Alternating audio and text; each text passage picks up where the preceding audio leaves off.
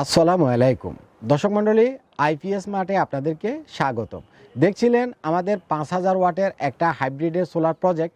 আমরা এই প্রজেক্টটা ইনস্টল করছি কুমিল্লার রাকসামে আমরা এই 5000 ওয়াটের হাইব্রিডের সোলার প্রজেক্টটা ইনস্টল করছি। এখানে দিছি হলো আমরা 5000 ওয়াটের সোলার সিস্টেম, এখানে দিছি হলো তাইওয়ানের হাইব্রিডের সোলার ইনভার্টার, এখানে দিছি হলো সাই পাওয়ারের 4টা টল টিউবুলার ব্যাটারি।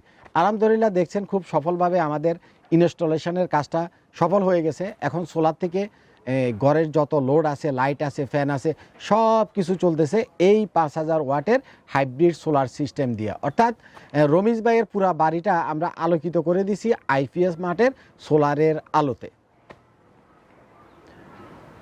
দর্শক মণ্ডলী, আপনারা যারা কষ্ট করে এতক্ষণ আমাদের ভিডিওটা দেখলেন, আপনাদেরকে অসংখ্য ধন্যবাদ।